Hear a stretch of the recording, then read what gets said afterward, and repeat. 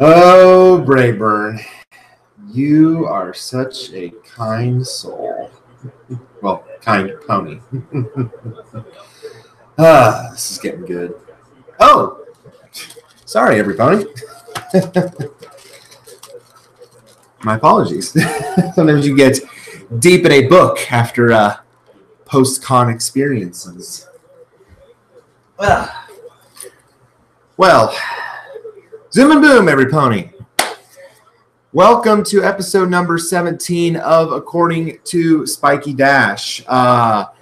This is a very special episode because it is hard to believe a number of things.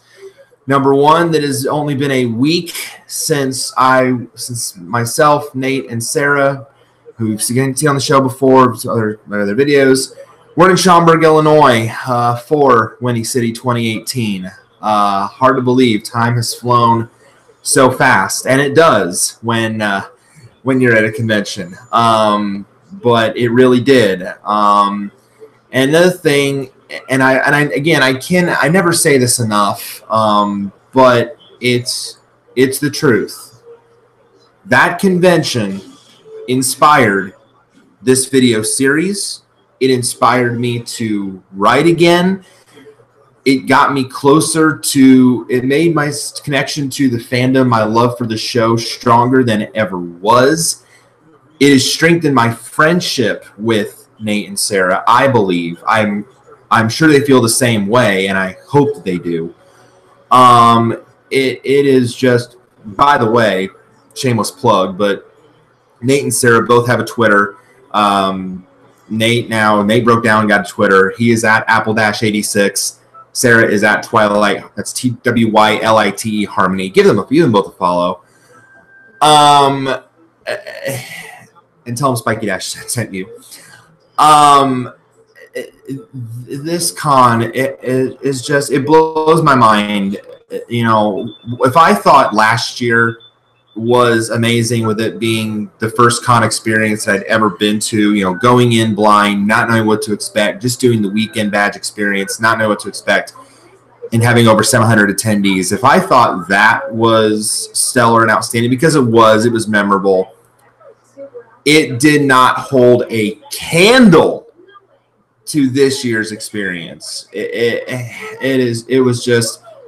still in a whirlwind over it all. I have been kind of like this whole week, kind of like in a way battling, quote unquote, the post-con depression. I've been watching pony YouTube videos. I've been watching past episodes. I've been listening to Ponyville FM. I didn't even know Ponyville FM was a thing. I didn't even know it existed until I heard someone say right before leading up to con, oh, by the way, there's pony radio stations. I'm like, what? I didn't even know that existed. And then I discovered it shortly before con. I was listening to it throughout con as well and all that. So now I listen to that pretty much almost all the time. Yeah, so I've been getting through it. Not easy, but and I tweeted today, I can't stop smiling. I've shared with a lot of my coworkers, from my coworkers in my department to managers to whoever I can tell, of just what a fun, amazing, awesome, fun time that we had in Schaumburg this past weekend. It was just absolutely amazing. There's no other word that I can use. Well, there might be, but all of them be positive. But just absolutely mind-blowing. I mean, for starters, we as the con increased by 200 plus attendees this year alone, from 727 last year to 933 this year. That is absolutely outstanding. So it pretty much all but guarantees there's going to be a Whinny City 19 next year. Charlie Charlie Whirley, who's the convention chair, who does now, by the way, who does an outstanding job. I know he gives credit to his staff. I don't think I give him enough credit for the outstanding job that he and his staff do. So I thank every single one of them for the job that they do, because he heads up Whinny City, he heads up Ponyville Cider Fest in Milwaukee, and now he is co-chair of High Roller Pony Con, which is coming to Vegas this June. It's just amazing how far this con has come, and you know, and I don't want to say this in a bad way, but it's kind of like, you know, maybe we were helped by the fact that some other big cons closed down this past year. We lost Nightmare Nights in Dallas. We lost Equestria LA. We lost BronyCon up in Canada. We did lose a few, but the good news is not only is Whinny City getting bigger, and Ciderfest is getting bigger, and BabsCon is still going strong, and BronyCon in Baltimore is still going strong, putting up huge numbers. Everfree Northwest, you know, still putting up good numbers. There are also more new ones popping up, you know, with the one coming up in Vegas, and there's TrotCon in Columbus, and there is the Canada Lot KC in Kansas City, and then they just announced just a couple days ago that this coming February they're going to be bringing a new con back to the Dallas area called HarmonyCon. So even though we've lost several cons, new ones are sprouting up all the time. So the fandom, in terms of conventions, the fandom really, you can't really say there's a positive or negative gain, because we're kind of counterbalancing the fact that we lost so many conventions by gaining new ones. So, and the current ones are getting stronger and stronger every year, Whinny City included. So I cannot say enough how much going to this convention, being a part of it, being a part of this fandom means to me on a personal level. I just, it's like I told Charlie afterwards, I love being a part of this fandom. I mean, come on now. If I'm crazy enough to try to chug a gallon of apple cider to show how committed I am to this fandom, you guys are never gonna let me live that down. If I'm that nuts, in a way, then you know I am committed, and I said I love being a part of it. I love doing what I do here on YouTube. I'm so inspired by this show, and never I guess never ever, not even a million years, I can't even use that phrase, never ever did I think, you know, if you would have told my past self 5-10 years ago that, hey, you're going to start falling in love with a show that features pastel colored ponies, I would have looked you dead in the eye and said, you must be outside your mind. But it's all happened so fast, but that's kind of how it starts. That's kind of how things take shape. That's kind of how it happens. You know, when you stumble upon something, like how I did stumbling upon season 3, and just thinking to myself, this is pretty sweet. Like I'm watching this going, this isn't just a kid's thing, that this can be used beyond that. And then I found out about the fandom and the Brony community, and I'm like, I get it now. I understand now, you know, why this is so big. I get it.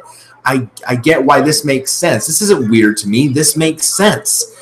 And so, and from then on, I just got more and more immersed in it. And it's like you want, you know, like you have a great meal. Like you go to somewhere like Golden Corral or Texas Roadhouse, and you have a great meal. That's kind of like how I fell into this show. You know, I took that first bite, that little nibble, and it's like, okay, this is good. It's good going down. It's staying down. This is good. More, please. You know, you continue. I want more, and it just starts building up.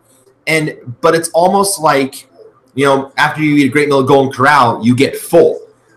For me, I've never gotten full. Like I don't know how else to say it or use the metaphor, or the analogy. It's all, you know, the glass, by the way, Whinny City 2018 exclusive sponsor glassware. the glass for me never gets full. It never reaches here. It never hits that point with me. And it's almost like, you want more. This is pretty sweet, by the way. I'm not gonna lie. This is pretty sweet. But it's like the glass never gets full. And so that's how I am with this con, with the show in general. And I can't thank it enough. I can't thank it enough for it being a part of my life, for it changing my life in a way that I never would have expected. And look at this now. I got pony all over my wall. You can't see it, but across from me here, I have a MLP movie calendar. On the other side of me, across from the other wall, is a My Little Pony movie poster.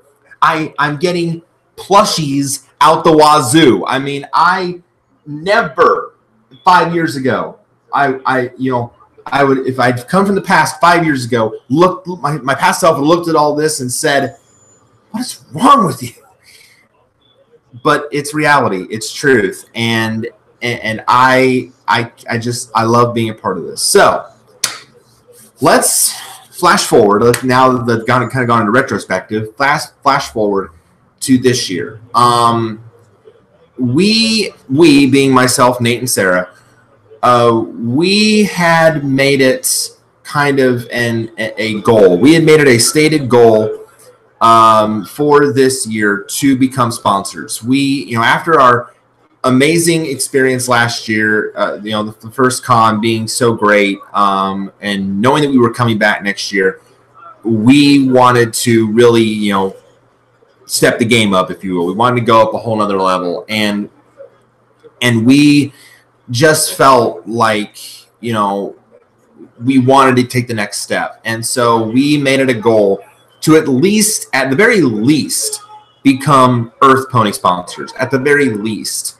It certainly, but knowing that they were a little bit struggling financially, I took it, being the good friend that I am, I took it upon myself to really make an effort to start saving up money and trying to make it happen. And I'm going to tell you what, it was not easy. I had to, as I mentioned on here, I had to set aside money from at least, I think, 4 or 5 straight paychecks just to get to the Earth level, and that was not easy.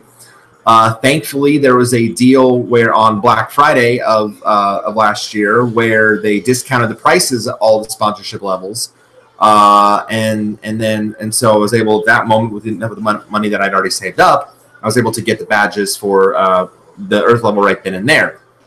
And then I've told you guys the story of how the Pegasus spot came about when Morgan offered her spot. And Morgan, I don't know if you watch this or not, but wherever you are, thank you again. Thank you for being willing to work with me and work with the price that I offered, the difference that we had, and to make this work. I cannot thank you enough. This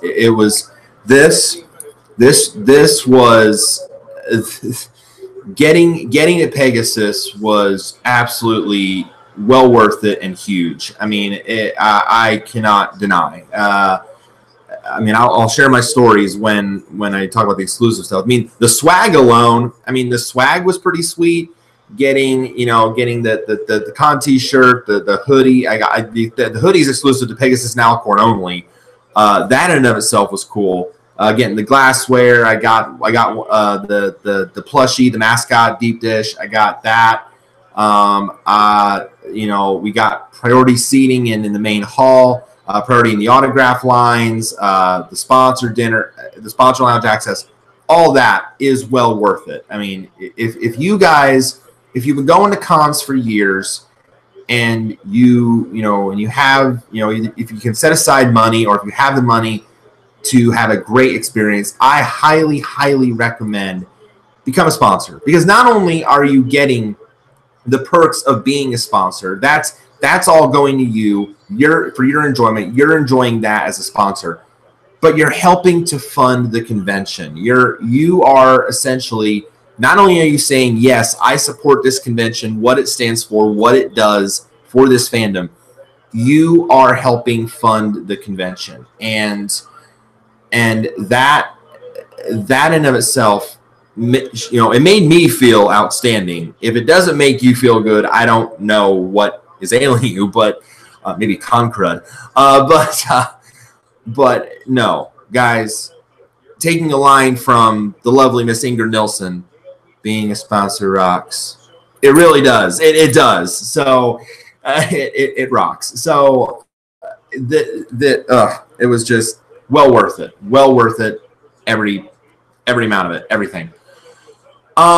So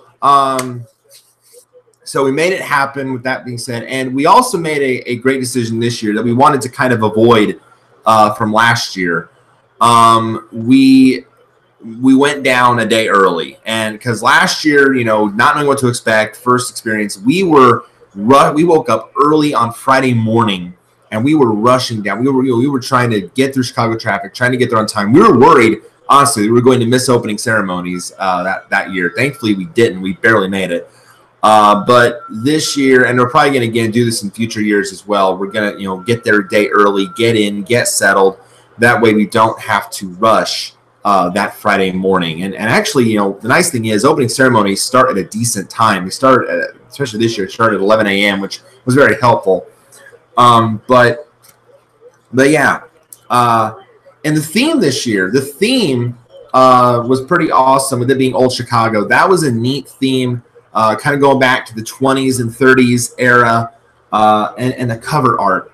Assassin Monkey did an outstanding job on this cover art. This is pretty sweet, and I think, and we were all in agreement that we loved the fact that the con this year went to the full-size con book. Last year, if you'll recall from my first video I did on Winning City 17, they only had the small, very teeny tiny con book with a very small print that was kind of hard to read. This 10 times better. I mean, the Cole con was better in every aspect, but this was definitely 10 times better. Assassin Monkey did an outstanding job. Give him a follow. Give him love. Show him love for this outstanding work that he did on this and his art that he does. This was absolutely outstanding. So very, very cool. This was definitely very neat. As I mentioned, mentioned on the last ATSD before I left for con, I tweeted also, I had my schedule all planned out in advance because being a sponsor, I kind of know in advance. That's another nice thing about being a sponsor, going back to that for a minute.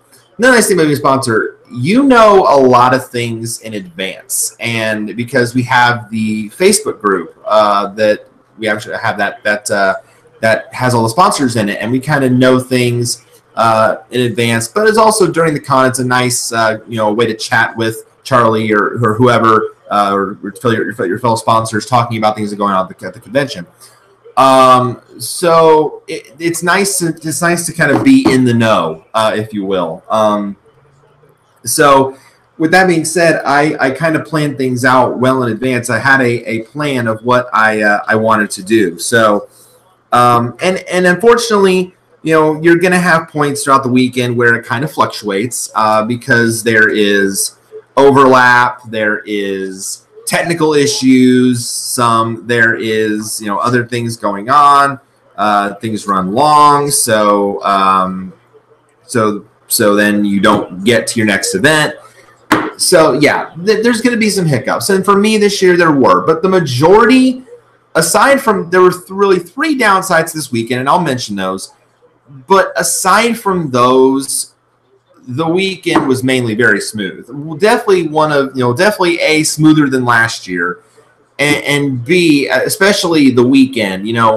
Friday was kind of the roughest day. Saturday, Sunday just rocked hardcore. I mean, the weekend part rocked out majorly. I mean, Friday started out good, but then the night was kind of a buzzkill, and I'll mention why. But as I go through this, but yeah, just things in general. Oh, someone already liked my comment on the on one of the videos I posted. Sweet. But yeah, so I mean, I knew this in advance. The schedule grid, I knew that in advance. So, but aside from having a schedule, you also got to work, some other things in, like, okay, you got to make time for eating, which we did a lot of good eating throughout this weekend. I'm not going to lie. You got to work in time for, downtime to go, like, see be in the vendor hall, be in the sponsor lounge, that kind of thing. So yeah, that was, so that was huge. And I'll talk about the eating too. We'll talk about that as well. I guess I could talk about like that pre-con stuff, because Thursday there actually was one event on Thursday, at least that Nate and Sarah took part in. I didn't really, because I'm not as big of a history buff, if you will, or a drinker as especially as Nate is. He's known to take a lot, but actually they were interested in doing the barrel run through downtown Chicago and going to different historical sites, going to actual speakeasy, and then they, so while they were at that, I just kind of chilled at the hotel. We stayed at the Days Inn in Schaumburg. We kind of a downgrade from the Comfort Suites last year, but that I couldn't really get the comfort again this year because it was way more expensive than it was last year.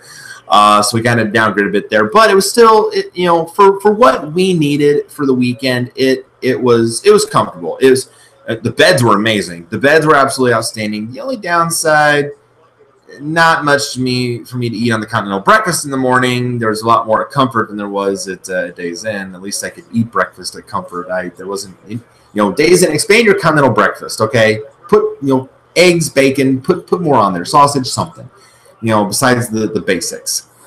But yeah, but so they were doing the barrel run, and I just kind of chilled at the hotel for a while, for a long time. It was a good 5.5 hours, and most of that though was the drive, was the for the barrel to come back to the Hyatt from Chicago, or to the Hyatt from the Hyatt to Chicago. So that took up a lot of the time. Thankfully, they had that block of time to fill that in. But from what they told me, they had fun. It was a blast. Although the drinks, they said, were very, very hard. But some of the strongest stuff they've had in their lives. They were pretty spent afterwards. I was just in that room watching the hockey playoffs, which I've been doing a lot of lately. I think tonight Pittsburgh, who's playing right now, and Nashville can clinch, and Tampa can clinch on Saturday. Yay. And the Sharks are already in round 2, so quadruple yay. But aside from that, no, they had a blast. They had a good time. I'm glad they did. I'm glad they enjoyed it. And I had nice downtime while they were gone. So that was pre-con stuff. In terms of, I also say this, weather. I saw the forecast going in, and I was a little bit worried because there was the talk of some storm chances throughout the weekend. Very, very, very slim chances, but they were in the forecast. So that kind of that worried me a bit. But thankfully, for the most part, actually, no, it never stormed the whole weekend. It rained. It rained the majority of the weekend, although the drive Thursday was excellent. It was weird. We experienced like 3 seasons in 4 days throughout this whole weekend. Thursday was 60s, 70s, nice. The drive down was awesome, aside from a few, slowdowns in downtown Chicago, which is to be expected. Aside from that, it was nice. The drive actually was smoother, and even the drive back on Sunday night, it was much smoother than last year. And I think that's because, again, we weren't in such a rush, to get down there as we did last year. So that was huge. But yeah, that was done really well. But then rained on Friday. Nothing heavy. It just, I think actually there's one more where it was heavy, and then there's some wind. But after that, it was it was cold again, and then it rained. The Saturday was mainly gray and a cold rain. But then Sunday, it turned to snow. And not a heavy snow. It's kind of a spitting light snow. But So yeah, it was a wild weather weekend. But hey, I'm used to that here in Indiana too. So go figure. It's just so yeah, 3 seasons, 4 days. Go figure. Food. Let me talk about food a little bit before we get into the main events of con. Food. We eat well in Illinois. I mean, in Schaumburg. Schaumburg has some awesome food choices that normally we don't get here in Indiana.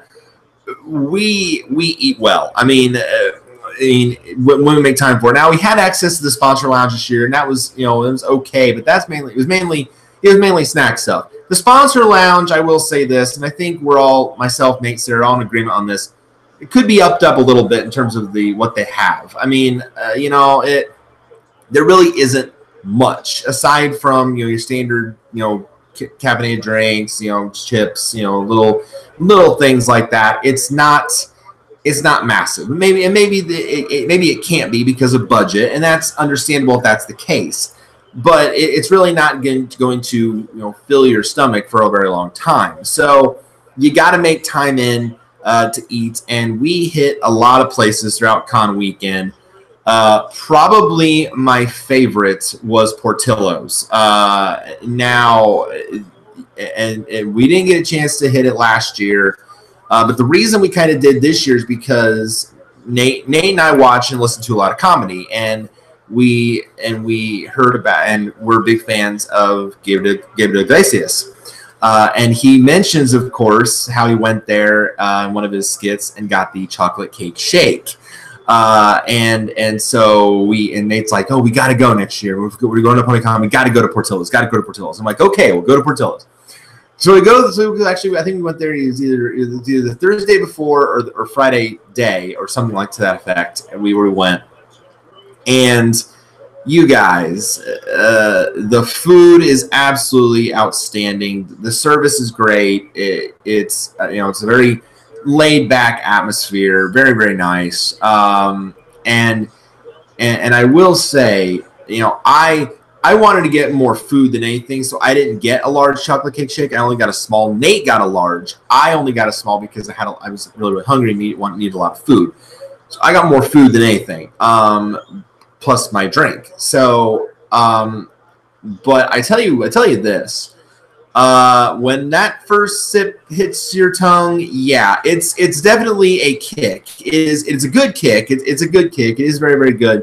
The only complaint I have though is like it's too rich. Like it's very thick. It's pieces of cake will hit your straw. They'll get in your mouth all at once. And I wish it were maybe blended a little bit better. That was my only complaint. Like it's why I didn't get a large. I'm thinking, no, is it really going to be blended that well? So it's a good thing I didn't, because we both liked it, but it's like it's a little bit too thick. But maybe just that day, I don't know. It was their feature that day. I thought it'd be a little better, but it was good, but a little too thick for my taste. But aside from that, everything else about Portillo's was amazing.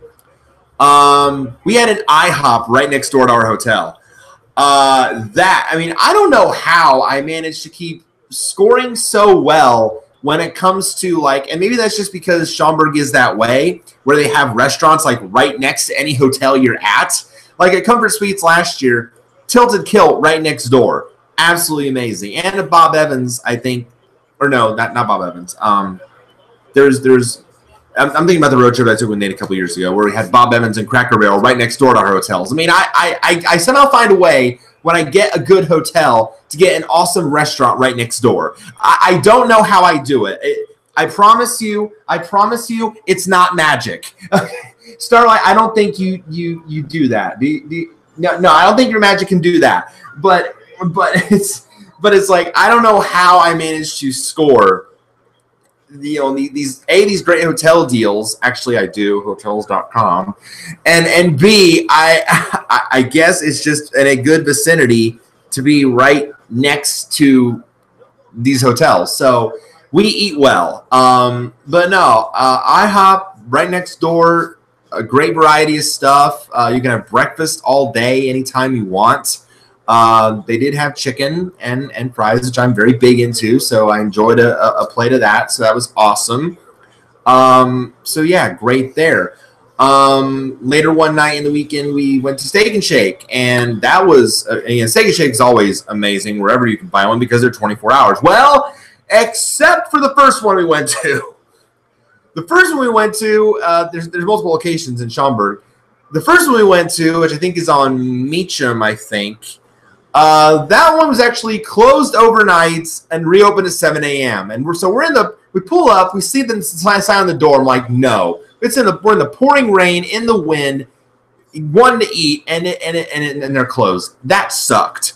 But then we went to one a couple streets down, a little bit further jog away, and thankfully they were open 24 hours. So we were able to get some grub there.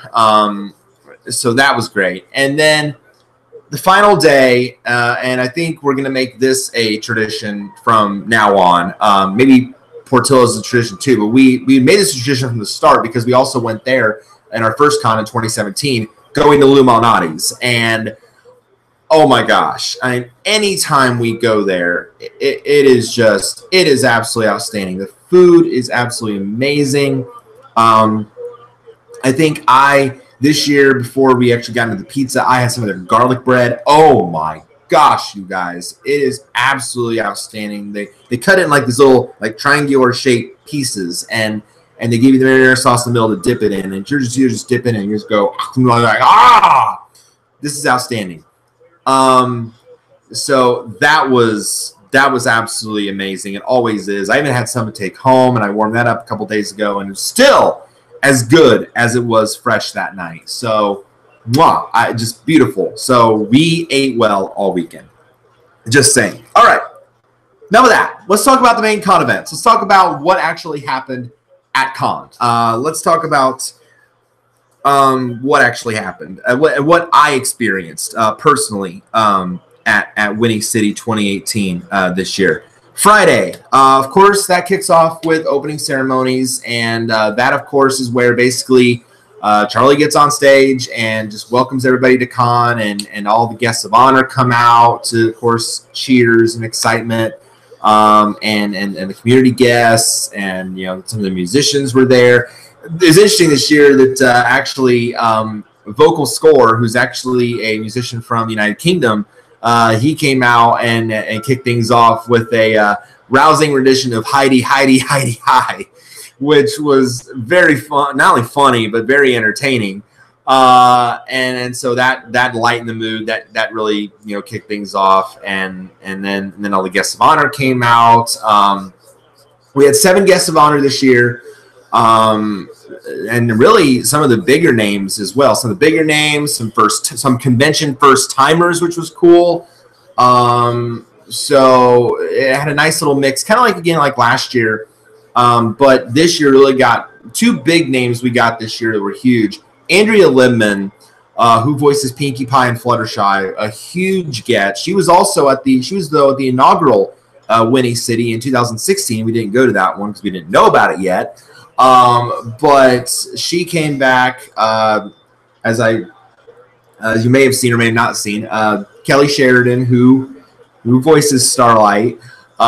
She was there, of course, when I found out. She was actually the first guest of honor to be announced. So when I found out about that, I was like, oh my gosh, this Whinny season is amazing already because of that. So that was great that she was there. Ian Hanlon, the voice of Sunburst, Starlight's childhood friend, was there, and it was his first convention ever. So that was really cool. Caitlin Bairstow, who voices Blue Bobbin, and what I didn't know about Caitlin, fun fact, she is also in a video game. She voices Lucky in the Xbox One exclusive Super Lucky's Tale. I did not know that, and I was stunned when she signed my thing, which I'll show you guys. It actually showed the picture. I'm like, oh my gosh, that's Lucky from Super Lucky's Tale. So I was stunned that she voiced that as well. Let's see, Ingrid Nilsson was there, the voice of the other Pie sisters, Maud, Marble, and Limestone. So we had all the Pies together in one weekend, aside from the parents, of course. And let's see, and we had Brenda Hickey, the comic artist, was there, represent the comic part of the fandom.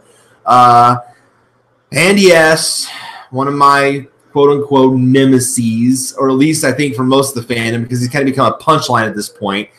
M.A. Larson was there. You guys know, as I mentioned, how I feel about Fame and Misfortune. But, yeah, he was there too. But, you know, I think – here's the thing about Larson. I think he somewhat takes the comic relief in stride, I think. He's no longer a writer on the show, by the way. He does not write for the show anymore.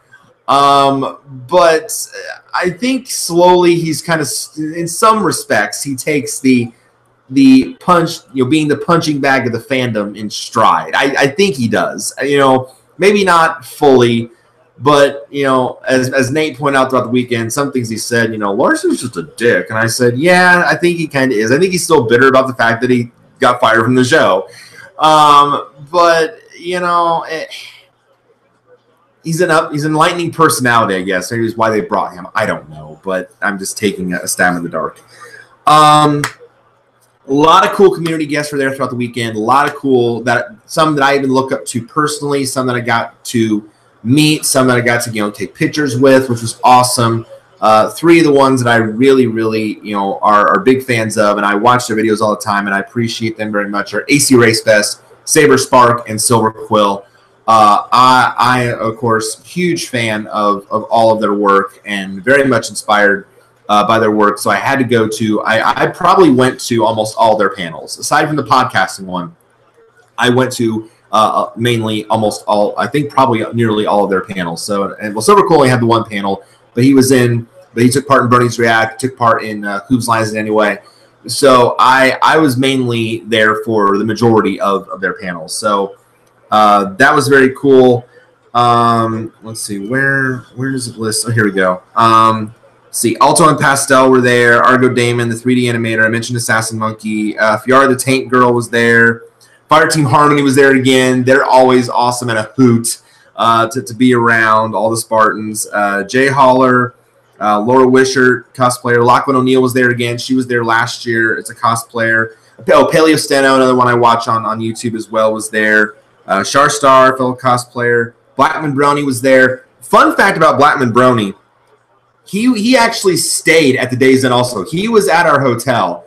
No joke. He actually stayed at the same hotel we did. We saw him on the last day downstairs at breakfast, and we had all of us had a nice conversation with him. Nate and Sarah are massive fans of him.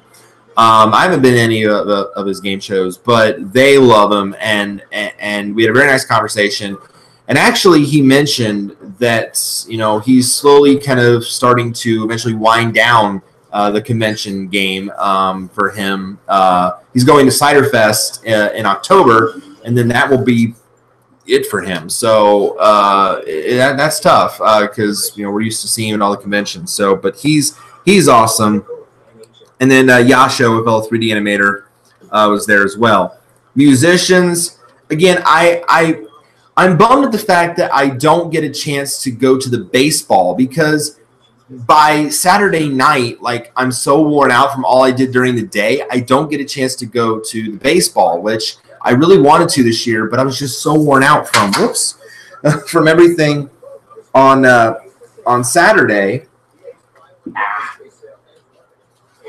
that I didn't really have a chance to check it out. So I didn't really get a chance, but Nate and Sarah at least saw the shakeups briefly, I believe. Actually, they also got one of their CDs in the vendor hall, which is very, very cool. But they were there again. Ingrid's group Tempest actually debuted at Whinny City for the first time. So they played late into the night. Odyssey Euro Beat was there. P1K, Forest Rain, I heard was really good this year. Seventh Element, I saw him a couple times throughout the weekend. Of course, Vocal Score, DJ Geek Brony, DJ Rod, and Vinyl Tastic. So a lot of great people and as part of the fandom there this weekend. So very, very cool. So just a great group this entire weekend. So after that, I went to I had about a little bit of downtime to check out vendor hall things. I had an hour of downtime. for that. I think that's when we ate Portillo's. I think we had a little bit of downtime, maybe, I don't know, because a little bit of downtime. And then I went to we all went to. We did everything together the first day. The Friday, we kind of agreed because how I had my schedule planned out in advance. But Nate and Sarah, they also found out that there was an app, and I think this was very cool that the con did this. They made a Whinny City app that you could download to your phone, and then you can not only look at the schedule for the entire weekend, but you could also plan your schedule. You could click a little button like a pink highlight that you would hit, and then it would add it to your schedule, so you could see what you wanted to do right there, then and there in the app. I thought that was really cool. I'm glad that Charlie and everybody thought of that and had the mindset to think of that, because that was a brilliant idea by the con staff. So again, kudos to Charlie and his staff for coming up with the app. So we did everything together the first day. Modern Brony Music. I went to, this was hosted by Luck Rock and Blanket, two of the musicians that are in the fandom. Very, very informative, very cool. It just amazes me, how much awesome music is being made by the fandom now, by all these creators in the fandom with all these different genres. That's what's really cool. So that's why, Ponyville FM and all the stations, they're not just tunes from the show. Now, while I think it'd be cool to have a station that's just tunes from the show, there isn't, at least not that I found yet. Unless it's that station on I've heard that there's a station on Pandora that might be. I haven't checked that out yet. But at least from there's also an app called Ponyville Live that is about it's about the radio stations and just any news in general, convention news, anything. It will show you. And maybe I'll show you now. You might not be able to see this very well, but so Ponyville Live. So it will show you a list of, like on the sidebar here, it'll show you a list of stations, shows, and conventions. Now, the only downside is if you go into the conventions tab, it only is updated through 2015. That's pretty sad. Ponyville Live, you need to update your convention list. Because, it goes 2014, 2013. So some of these don't even exist anymore. So whoever runs the Ponyville Live app, update your convention tab, please, because you're 3 years late. You're 3 years behind. But the stations are all active. So there's the regular Ponyville FM stream. There's a chill version, which is kind of like the lighter side, slower stuff of Ponyville FM. Luna Radio, which is easy listening. Best Pony Radio. There's Alicorn Radio, which is G-rated music. Bronydom Radio, that's like community-driven pony hits and live shows. Brony Tunes Radio, that's celebrating music by bronies. Brony Radio Germany, Brony Radio LA, Power Ponies Radio. I mean, there's AR Radio, which is electronic music. There is a lot to choose from. Now, Ponyville FM is the one that I mainly listen to, and it'll give you like the five last songs that recently played. It'll give you links to the different streams.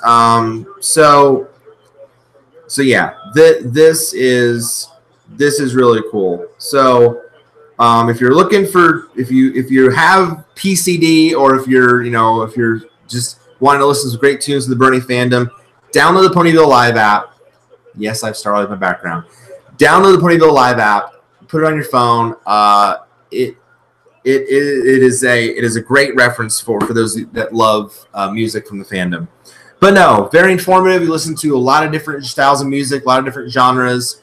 Very, very cool. And the one that stood out to me, and I tweeted it at these two individuals after I heard it, was a acoustic version of a song called Free.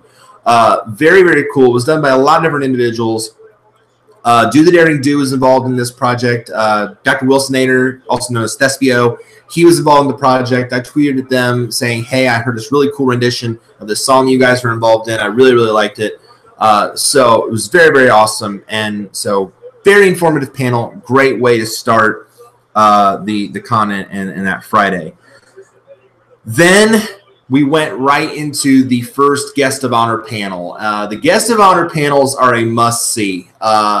They are just so cool because not only do you get to ask questions to the guests of honor, but there's always a kind of cool thing going on. There's always something very neat that happens during these guests of honor panels to make them fun. And this year on the Friday edition, they actually, what they did is they did a running commentary on the previous week's episode, Fake It Till You Make It. And while I personally was not a big fan of that episode, I think a lot of the people in the fandom liked it, seeing the different sides of Fluttershy and all this and running the boutique and what have you. And, that's okay. I personally, to me, it was kind of a turnoff, but it was interesting to hear the commentary from all the guests of honor, that because a lot of them actually were in the episode. Caitlin was in it because Blue Bob made a brief appearance in the episode as well. Let's see what else. Oh, of course, Andrea was in it with Pinkie Pie and Fluttershy and Andrea Lindman. I got to applaud her for, because here's the thing.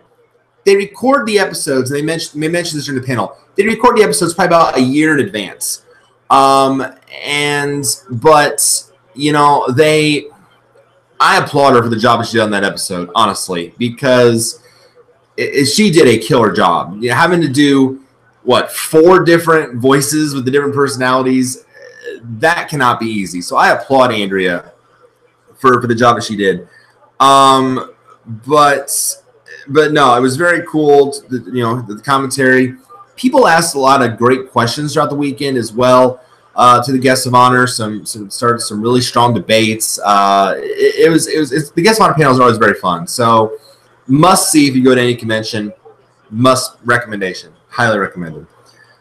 I did want to do the Meet the Community guests after, but I did not get the chance because the guest of honor panel ran a tad long. In fact, it ran pretty long. I think it went for, because they had a bit of a delay in getting the episode, up and working.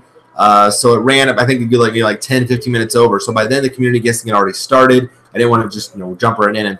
And from what it sounded like to me, they weren't really doing a meet and greet as much as they were just having a debate. And as it turns out, as I found out today on AC Race Best channel, they actually had a debate as to who was best pony. I think you can tell who I would have said. Fun fact with that, though, and I posted a comment just now, and that's the comment that got liked actually just now that I posted. The first 5 seasons of the show was Rainbow Dash for me, because it was the character that I could really relate the most to, her athleticism, her passion for sports, her kind of her cockiness, confidence, that kind of thing, loyalty. I could relate to that. But here's the thing.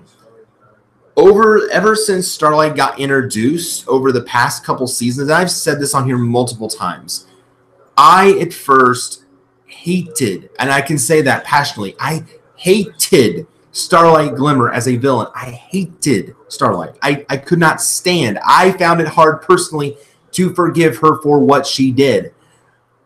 But her growth, her not only her reformation in the episode, in that finale, but then to see her growth, to see how far she has come, and now taking on this guidance counselor role in the friendship school. Complete 180 for me. And I never would have thought that. And I never thought that I could knock Rainbow Dash off the pedestal. But she's done it. She's done it for me. I adore Starlight now. And I'll get into this about the weekend. Bringing her to the weekend, she's been good luck charm throughout the whole weekend. Friday I brought, and I mentioned this, Friday I brought my big OC plush that you guys saw during the unbox video, my big Spiky Dash plush. I brought that on Friday. But I brought Glimmy the rest of the weekend because, A, I wanted to get Kelly to sign it, which She totally did. And just because good things were happening. And so I adore you. And so I never would have thought that, but complete 180 turn. So yeah, so I know I got into the thing about the community guests, but so I didn't get a chance to do that. I figured I'd see enough throughout the weekend that I would probably meet a lot of the ones that I wanted to meet, and I did. So I didn't have to do it right then and there. So yeah, so I was okay with missing that. I wasn't too upset with missing the community guests, because at that point, because the guest of honor panel ran so long, it was almost time for the autograph session. Started at 3:30, so I figured I'd get down there right away for the autograph session. And thankfully, the line wasn't too terrible. But again, being a sponsor gets you the perk of getting up to the front of the line. So thankfully, I got there right away. The line wasn't that bad. And then they said, hey, okay, sponsors come up front. And it moved rather quickly. And actually, I went right on in. Now, last year, as a non-sponsor, I got lucky. Okay, I got no pun intended. I got lucky last year because I was able to get all the autographs and pictures that I wanted on the first day. I was able to do that somehow. I don't know how I did, but I was able to do it on the first day, getting Kathy and Rebecca and Claire and Lee and Ian all on the first day. I, again, don't know how I managed that. Still stunned to this day, but I did. This year, though, I really wanted to focus on getting Andrea, Kelly, Ian, and Ingrid. Those were the four I mainly wanted to get. But I thought to myself, well, I have my big OC with me today, but if I want to get Kelly, I want to bring my Starlight plush. So, and maybe even have her sign it. So I figured I'd wait on Kelly till Saturday, and then I'd get the other three hopefully on Friday. And thankfully I did. So I had Andrea and Ian and Ingrid sign this book that I got at Walmart, a little where I work, a little bit before the con. This is like the brand new magazine. Actually, you can't fully see it, but this poster above the According to Spiky Dash sign, that poster actually came from this book. It says I think it says Friendship Forever. Yeah, it says Friendship Forever with the main six. So that poster actually came out of this book. But yeah, I figured I'd have them sign their individual sheets in here. So I had Andrea Libman sign her Fluttershy page. I was debating whether or not to do Fluttershy or Pinky, but because of the fact that we just had a Fluttershy episode, I'd have her sign her Fluttershy page. And she actually, and I thought this was cool. They did make it out to my pony name, to Spiky Dash, which is awesome. So much love from Andrea Libman. And then and Andrew's table was first, and then I went to Ingrid's table.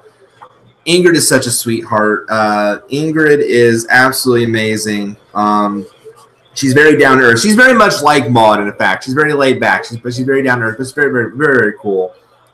And actually, she was handing out rocks because, of course, it's Maud. So that was cool. And then let's see. I know the page is here somewhere. After Stygian's page. After that page, there we go. So of course on Maud, there's her signature, and I love how it says "Rock on Spiky Dash." Love that. So very cool from Ingrid. And then I got Ian, and Ian is such a cool guy. Oh my gosh, it was so much fun. I spent a lot of time with Ian this weekend, and he is so fun, so energetic. But very cool for him. See, some voice actors, like Kelly, her voice, her actual voice is not very different from Starlight, but Ian has to go up in like such a high register to do Sunburst voice, which I think is really cool. But so here's Ian's signature, and it says, "To Spiky Dash, don't lose the magic." I love that. I love that from Ian. So very, very cool. And I got pictures with all of them, and so that was great. So yeah. So I got, and maybe I can show you guys on here my pictures with them. Hopefully these show up. Let's see. I've been showing these pictures to my coworkers all week after I got back. Okay, let's see. If you guys can't see these, I also posted these on my Facebook and my Twitter all weekend, so they're also on there. There I am with Andrea. She, again, such a sweetheart. I have my big plush in these pictures. There I am with Ingrid. Again, just so sweet, so nice. I got a couple with Ian. I love his facial expressions. This one's my favorite. He's like, this guy. I love it. I love it. Ian is so great. He's just so awesome. So, yeah. Loved interacting with all those guests of honor. So after that, you know, again, we kind of had. I got through that line pretty quickly. Really much of a line. It was for me. It was mostly pretty in and out pretty quick. We had a little bit of downtime after that. I think during that time we might have. I think we either ate or went back. You know, or I think we made it ate a little bit or checked at the vendor hall. Did different things. And then we all went to Hooves Line.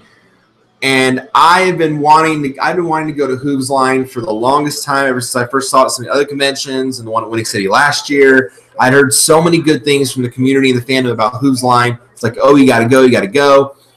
And it was absolutely hilarious. Paleo did a great job of hosting it, and it was Race and Saber Spark and Silver Quill is actually part of the group, and they had a special guest, Caitlin Bairstow, actually one of the guests of honor, actually also joined in. And there were some really funny skits. I'm sure Race is going to post the video of it at some point this weekend, so stay tuned to his channel for that. I'm sure he's going to post that. He's been posting videos all weekend. His Friday vlog is already up. He posted Brony's React panel today. So yeah, stay tuned to Race's channel all throughout the coming days, 'cause I'm sure he's gonna have a lot more content coming in the next couple days. But yeah, funny stuff, absolutely hilarious. It's a good time. It's a good time. I highly recommend. I understand now why people are recommending it to me. It's hilarious. I highly recommend it to anyone where they bring that to a convention. So that was a good start to the Friday, but then from there it got kind of it was really disappointing. We went back to the hotel for that to get all dressed up because it was time for the Grand Galloping Gala, which as sponsors we were very much looking forward to. You know, we were so excited about this. We were really looking forward to it. You know, as a perk of being a sponsor, it's included. It's included in your package. You get a ticket to the gala, and you know, you get to dress up nice, and you get a dance, and it's a fun time. And well, that's what we were thinking going into it, and yeah, it was really. I mean, it's not that it was bad on its own, but you know, there really wasn't, for me, again, me being kind of the picky eater that I am, there wasn't much there for me to enjoy. I really only had some of the desserts there, and you know, the drink selection was kind of and then at the start, Caitlin was doing a swing lesson. This is a big reason why they got Caitlin Bairstow to come, is because, you know, she, you know, does, you know, these kind of swing dance lessons, and the con book, it actually says right in here, after the 15 to 20 minute lesson ends, dance your hearts out until 9 p.m. Yeah, that didn't happen because Caitlin's lesson kept going and going and going and going and going and going. Can you sense the frustration? It went nearly a full hour. So Nate, Sarah, and myself are just sitting at the table because I'm going to be honest with you, every pony. I'm not one for choreography. Never have been in my life. I had to do a dance class as part of gym in middle school. I hated it because I am not one for doing choreographed dance moves. No, I am a freestyle dancer. I do my own thing. I am not one that does choreography. So it's not, as they say, it's not my cup of tea. All right. It's not. So I am sitting at the table while this is going on. They're repeating the same moves over and over and over again. And I'm just sitting there like this, eating my brownie, digging a fork in it, the chocolate chip one. Oh, that's too hard. That's gross. And I'm just like, is this ever going to end? Because it kept on going. And it's like, is there ever going to get a chance for just anyone else to do anything? Like the people that don't like choreography are just going to sit here and stick out like sore thumbs. That's how I felt in that moment. We felt like sore thumbs just sitting there, not doing anything. And so we were disappointed. We were upset. And there's another guy actually that I talked to after, so basically the long and short of it is we all left. We were ticked off, frustrated.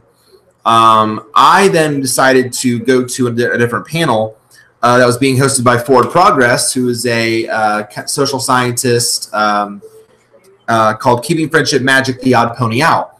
That's kind of how I felt in that moment, by the way. I was the odd one out, like, hey, I don't do choreography. I feel like the odd one out here. So it kind of was ironically fitting. So I'm still in full formal attire going to this panel, but that's okay. I felt more comfortable and I had more fun at this panel than I would ever had at the gala. But no, it was very cool. It was very informative. We explored a lot of different ponies and situations from the show. About being, feeling the odd one out. We were talking about how we make friends. How Luna turn things around, and Maud, how she makes friends, and different characters and different situations that are shown in the show's themes. And that's what I love about the show too. There are so many instances that you can tie what is happening in the show to real life. That is so cool. I love panels like that. I love stuff that's informative like that, where you can have real life, real world discussion on something that's happening in a supposedly made for children show. I love that. I adore that very much. That's why I felt comfortable at that panel, because it's like I'm watching all this going, yeah, I get this. I can totally see that. I can totally understand, the parallels, the connection between all of that. I totally get that. So yeah, I embraced that. I had a lot more fun at that panel than I ever would have had at the gala. And what I wanted to make Forward Progress's panel a couple days later on the Sunday about We're Not Flawless, because I love that song Flawless. It's my ringtone actually on my phone. I love that song from yes. Okay. Full disclosure. Fame and Misfortune, hate the episode. I don't hate the song. I love the song. I love Flawless. It's kind of like, it's kind of like All Bottled Up. I don't like the episode All Bottled Up. I love the song Best Friends Till the End of Time. I can hate an episode, but still like the song. Okay, that's the way I kind of view those things. The episode itself, nah. The song, oh my gosh, love the song. So I love that. I was gonna sing, and we'll talk about that when I get to the next thing. But Flawless, I adore the song. Unfortunately, I couldn't get to his panel because the guest of honor overlapped it. So I had to, and spoiler, I had to be a part of that, and I'll get to that in a minute. But you know, I mean, yeah, would have, totally worth it. Totally worth going to that panel instead of the gala. Totally worth it because the gala to me struck out big time. And maybe, yeah, Kalen was getting excited and I understand that. And maybe with the theme, maybe that won't be the case in future years. But in this case, it wasn't what we expected it to be. But then that night, later that night, as if the gala wasn't disappointing enough, Nate and I then decide to go after we changed out of our gala clothes. We go to the hotel and changed again to do stuff at night. Nate and I wanted to check out the karaoke, and I had mentioned this on the show and on this channel that I've been planning for a long time. At first, I was going to sing "Best Friends Till the End of Time." But as Con got closer, I changed it up because I felt like, it wasn't a very good song because of all the different parts that are going on. I felt like I could sing Flawless better, so I switched to Flawless. And I had been practicing singing Flawless for a week leading up to Con. I've been practicing at least once a day. I even practiced it in the shower at the day's end. True story. I was really looking forward to singing that Friday night. Unfortunately, sometimes technology, I can totally relate, gets in the way of life, and the panel was delayed 20 minutes because they could not get the laptop to work. They couldn't get the sound put out. So, and actually, according to Nate, it had been working fine for a few minutes, and the panel started right up until the crash. So, right at the start of the panel. So, that was unfortunate timing because then, a lot of people had signed up and they had only gotten through about 20 people. Nate and I were like 25th and 26th signing up. So we didn't get a chance to sing our songs. And that was a real bummer. That was kind of the big downer to the night. We were really looking forward to it. Practicing for a week. I really, really wanted to sing it. Thankfully, later after the con, I did get an explanation and an apology from Pinky Dirt Pie, who actually is one of the Alicorn sponsors. His real name is Nick, and I appreciate his apology and reaching out to me and clarifying that up. And so I just told him, well, yeah, technology, I can totally relate. I understand that, and hopefully I will get a chance to sing if you bring it back for Whinny City 19. I will hopefully get a chance to sing then. So I was, at the time, I was upset. I eventually let it go, but it was hard because I was really looking forward to singing it. But technology happens. So at that point, we pretty much decided at that point, no reason to stick around at that point. We then decided to head back to the hotel. I think then we ate, I think, at the IHOP that night. Because it was midnight at that point, and that's when we went to the IHOP and we ate late that night, right next door to the hotel. So yeah, that was tough. But it is what it is. Few minor hiccups. What are you gonna do? But so the day started great, didn't end that way. What are you gonna do? Now, the weekend all but made up for that. The weekend all but made up for the foo bar that was Friday night. Because the last 2 days were absolutely mind-boggling, outstanding, riding a high. I mean, I don't know what else I can say. I mean, they were absolutely, totally killer. These 2 days, we kind of were more, I guess, separate. We did a lot of things. Some things we did on our own. Some things we did, more separately. But we did, we crammed a lot into this day. We crammed a lot. We cram a lot on a con in general. I mean, and you kind of have to, you have to make, as Charlie said in opening ceremonies, I only feel bad they have to make smart decisions based on all that we are offering to you. For example, I've never set foot in the video gaming room. I hope to maybe 1 year, but I've never set foot in there because I never have time because there's so much other great things going on that I'm interested in. So, it's just there's a lot of good things to choose from. So you really got to pick, I guess, in a way, maybe not pick your battles, but pick your poison in a good way. Pick what you're going to do and go for it. So, but Saturday started with Bernie's React. And like I said, AC Race Best just put the video on his channel. Please check it out. Very, very, always neat to see the reactors come together and just chat it up. I mean, with AC Race Best, Saber Spark, although he showed up a little bit late. Although the donuts got him. You can hear me actually in the video. I'm the one pretty much a couple rows from the front. And as soon as they see Saber come in, I turn around and go, "Oh, the donuts got him." Because someone gave the panel donuts from Krispy Kreme, and so apparently they texted Saber, and a few minutes later walks in, he's like, "We've got donuts," so that they got him. But the Saber Silver Quill was up there. He's a more recent addition to Bernie's React, and then RD Spartan and Twilight Spartan from Fire Team Harmony were up there. So yeah, very, very fun, very entertaining. Just again, mainly a Q&A session, but a lot of great questions were asked, some funny stories, some humorous moments.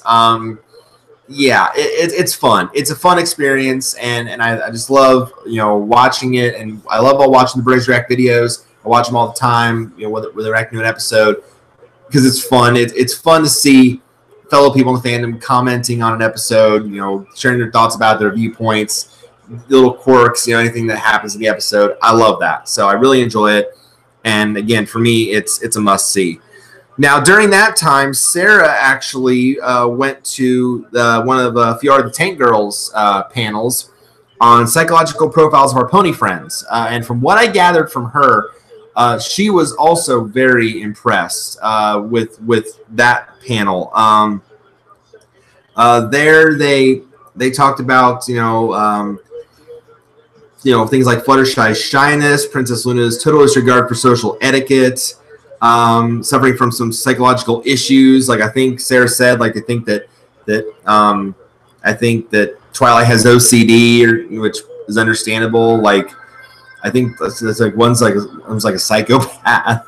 So they kind of looked at a character and their behavior in the episodes and put a disorder to it. So hey, that sounded cool. That sounds cool. So I'm glad Sarah enjoyed that. Then though was one of the big highlights from the whole weekend for me. As a Pegasus sponsor, Pegasus and Alicorn sponsors got to go to an exclusive event. They got to on Friday and on Saturday. You sign up for these in advance, and you get to go to these kind of surprise events. So I don't know what it is. I don't know what it is going in. All I know is that it is with the guests of honor in some capacity. I don't know what it is. So I walk into the special events room on Saturday, and there are chairs lined up on both sides, and I'm thinking, oh, okay, this is interesting. And who do I see in there? But Neil, who's actually one of the kind of event hosts and that kind of thing, coordinators. And Ian's in there. Ian Hamlin's in there, and I'm like, whoa, this is okay. This is cool. Ian's here. This is nice. And so eventually all of us filter in, and also eventually who else comes in? But Caitlin Bairstow comes in, and apparently we are playing Pictionary. Now, full disclosure, full disclaimer. Before this convention, and I'm being 100% Applejack honest when I say this, before this convention, I never played a minute of Pictionary in my life. I swear to God. And you guys know that I take that seriously.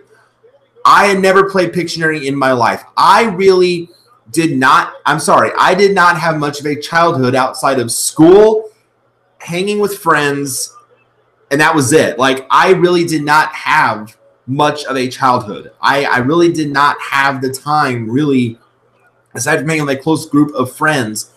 I didn't really have much time to do anything else. I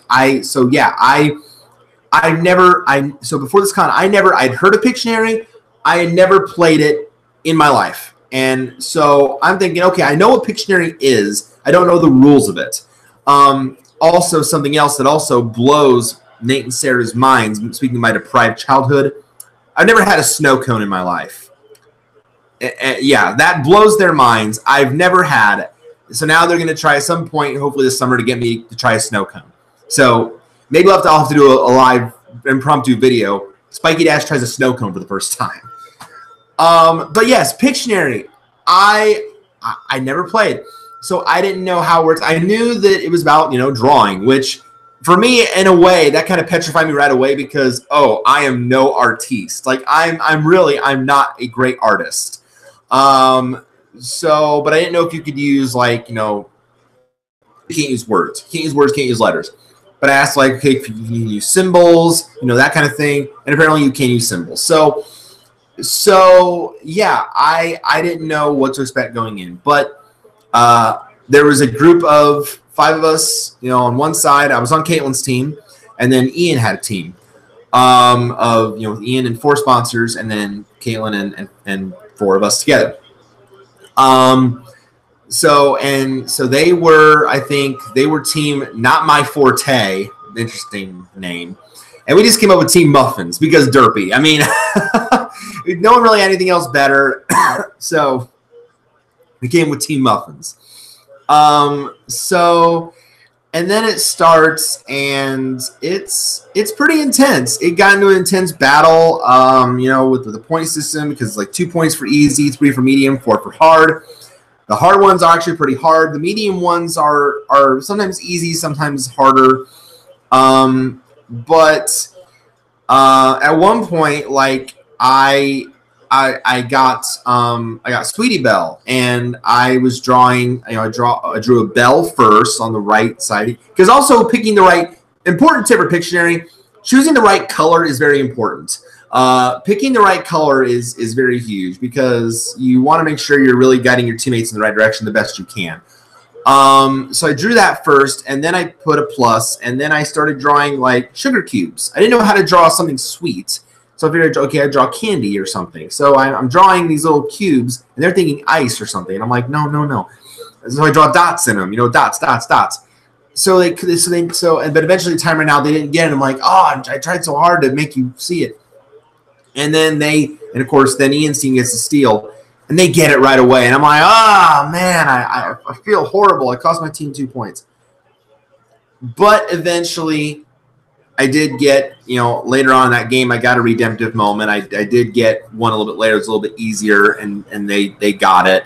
And eventually, we did end up winning. We did win that day's matchup, which was cool. So the cool thing about that then, not only did we win that matchup, then Neil tells us, oh, by the way, you're now going to get to play the Friday winners team, which we later found out was Ingrid's team, on stage on Sunday at the guest of honor panel. And I'm just like, kind of like a Rainbow Dash. I'm like, oh my gosh, this is so cool. So I was completely excited then. I was talking about it all night to Nate and Sarah, how excited I was, how cool it was. So yeah, so I knew then that I wasn't going to make forward progress this panel on Sunday, because I'm now a part of the guest of honor panel.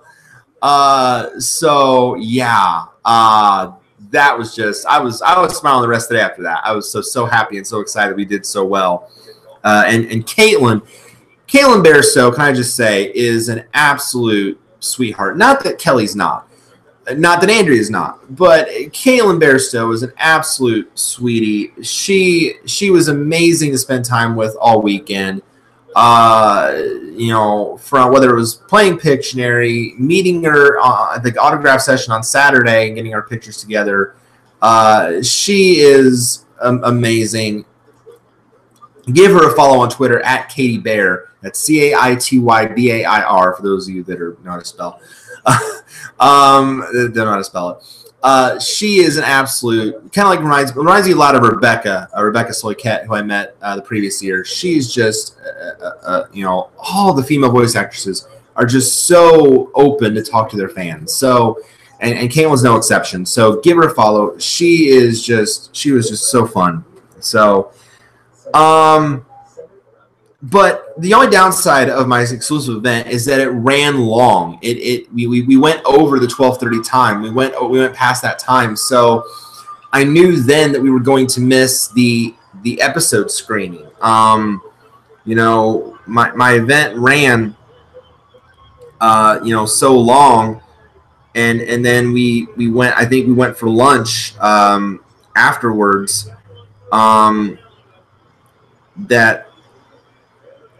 Because we went for lunch right afterwards. We went to get a bite, I think, at Wendy's or something. We went to get a bite and bring it and brought it back. Yeah, that's what we did. Because we were hungry at that point. And worked up an appetite. Playing all that picture, and worked up an appetite, at least for me.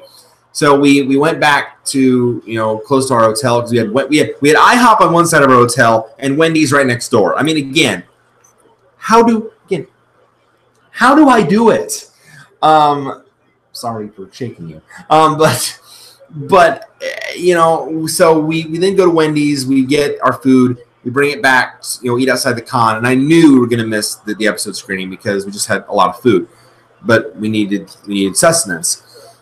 So we missed the screening, and that's a bummer because from what I heard on Twitter, from every pony on Twitter and everybody else, the episode was outstanding, and I did end up watching it later that night on Daily Motion, and I'm going to recap it in the next in episode 18 of ATSD. I'm going to recap in the next episode, but really good episode. One of the best of the season thus far. I know we're only 5 episodes in, but one of the best of the season thus far. Not the best in my opinion, but one of the best thus far. So I knew we were going to miss that, and I also knew that having the guest of honor panel back to back with it, that no one was going to leave the main hall. I kind of had a feeling that was going to happen. And Nate felt the same thing. So knowing that, thankfully, again, I cannot give enough kudos to Charlie and Vivid Syntax, by the way, who is the programming director, who was the programming director for the main events and for most of the con. I cannot give enough props to him and Charlie for having a plan B in place in the event that happened after no one left the episode screen because no one wanted to leave because of guest of honor. So the main hall was at capacity. It was full. There were no seats. Thankfully, and actually Vivid later said this was his idea, to open up the mustard mark room, which was not very far from the main hall, and then they opened up seats, and that got about half full in there. So yes, we had to watch it on a screen, but we could still hear, we could still see everything. We couldn't really ask questions of the guests of honor in there because at that point, if you had a question, you had to actually go into the main hall if they let you in. But I'm glad that the con had a plan B in place to do that. So that was really the third downside of the weekend. The fact that we missed the episode screening, but only because of the fact that A, my sponsor event ran long, and B, we were really hungry afterwards. So again, no fault of the con, just the fact that it didn't really, it was just the flow. The flow didn't work out, and we missed it for that reason. But thankfully, thank you, Internet. Thankfully, Daily Motion had it up, and I was able to watch the episode that night. So again, not too upset with that. I was more upset with Friday night than I was with missing the episode screening. But the guest of honor panel, Saturday. If you guys have been coming to Whinny City, then you know the Saturday guest of honor panel is a highlight because it is a must-see, because it is a script reading, and it is written brilliantly every year by Vivid Syntax, who is just amazing. He is brilliant, okay? Not just the fact that he's an awesome writer, but he's an awesome writer. He is awesome when running the con events, with being the programming director, making sure everything is running smoothly. And he's just a very down-to-earth person. I have high respect for Vivid. I consider him a friend. I think, I think we've talked enough. I think, we tweeted each other enough. I think, I gave him an early review of his book, which, by the way, if you guys didn't notice, that was the book that I was looking through. Woo! I got turned around. Holy cow! Badges everywhere. This is the book that Vivid is currently selling copies of. This is Sensation. This is his fanfic that was published. It's basically a story between Soren and Brayburn. Hashtag Sorburn. Hashtag I ship it.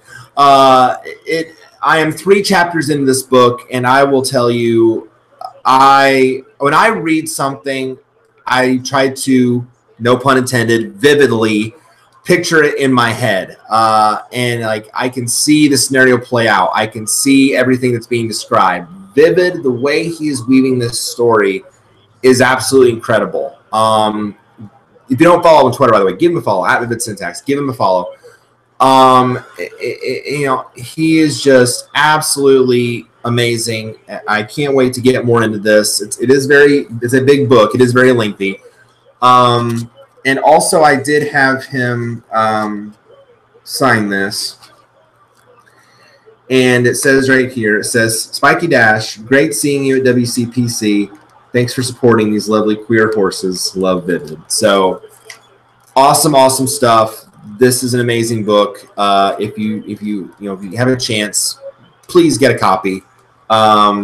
This is just, I'm so impressed by what I've read so far, and I cannot wait to read more. I am all kinds of discombobulated. I'm like almost like backwards. In fact, I am backwards. Woo! So anyway, but no, Vivid did a great job with writing the script. Of course, I can't go into detail because it's kind of an exclusive thing. But Vivid did an outstanding job. The readers did an outstanding job. The guests, all played all their parts outstandingly. Great job. Kind of a twist ending at the end.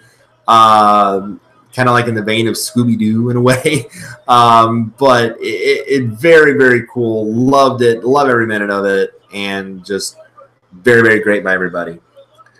And speaking of Vivid, after the guest of honor panel, I then went to his. That's where I got the book from. I went to his panel called "You Can't Post That on the Internet," which was him and Silly Duck, who's also a fellow fanfic editor. And they basically just talked about writing a story and and the editing process and how you look over it and. And it reminded me, I got to get back into working on my writing. My biggest obstacle has been time. I've been working on writing a fanfic for a while now, but unfortunately I'm only 2 chapters in. And then as a result of this con, I came with another idea that I'm hoping to write at some point in the future. But I don't know if I want to finish the story that I'm on first or like the direction it's going.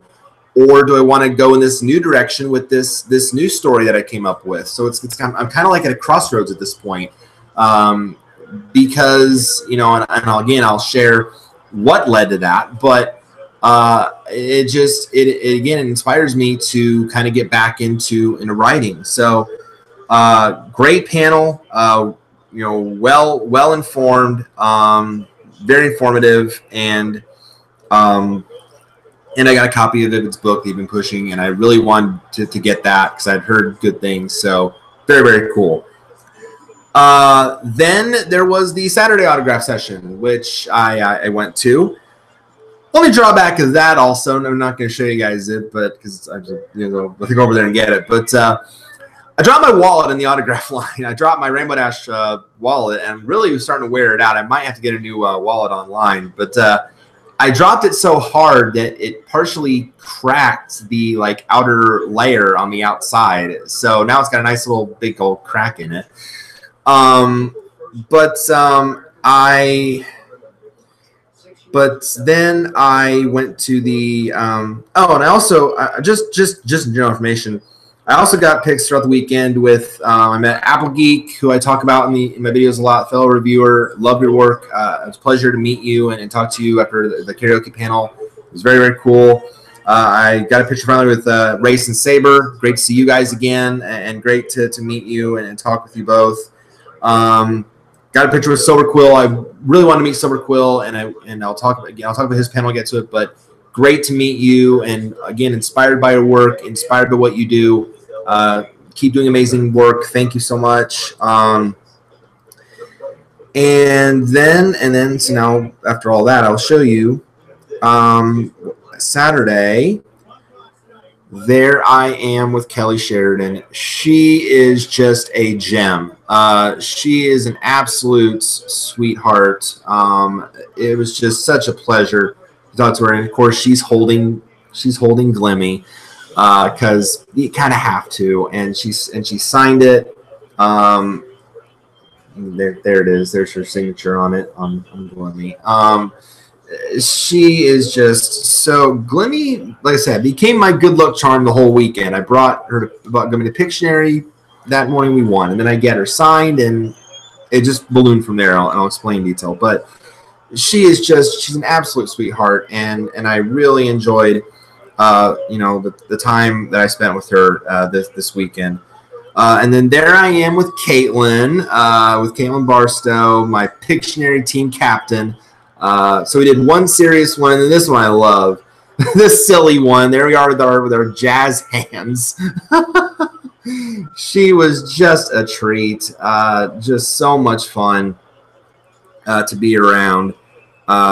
Just so great.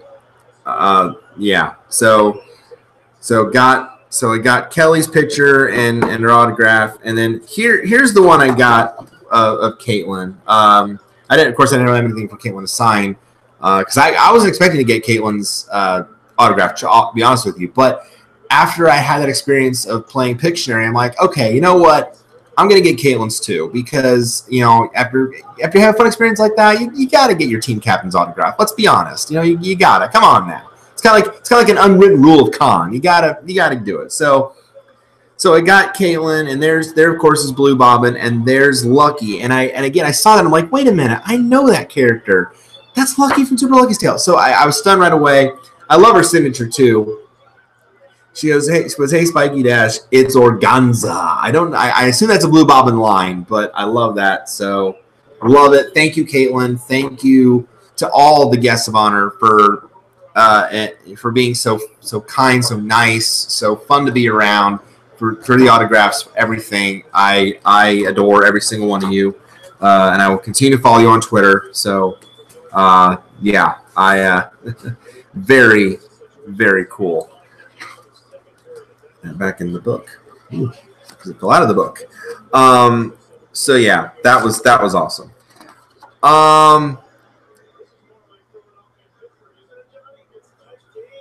So then after that,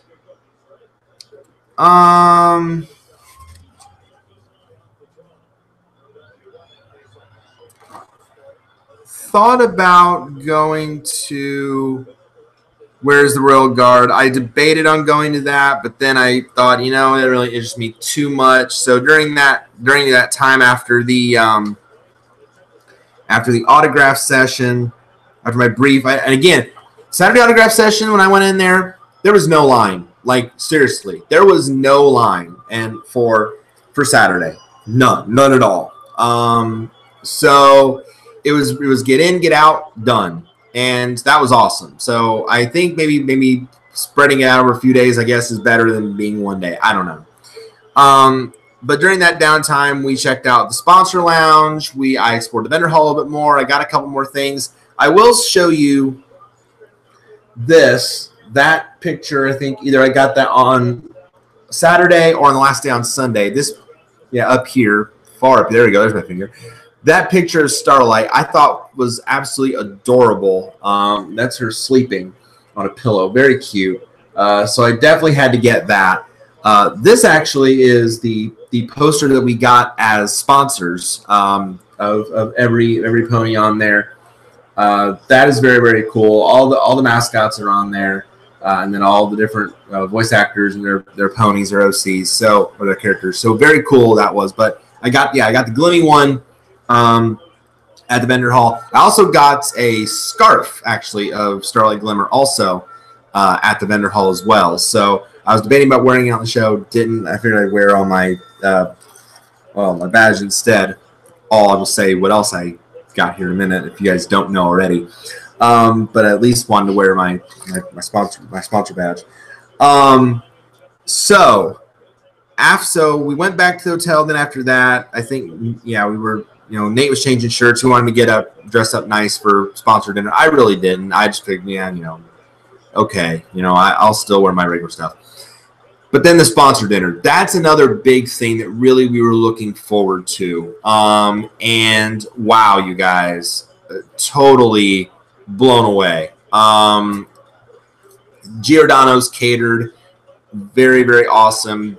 We had the deep dish pizza buffet this year, which was absolutely amazing. They had some nice desserts there as well.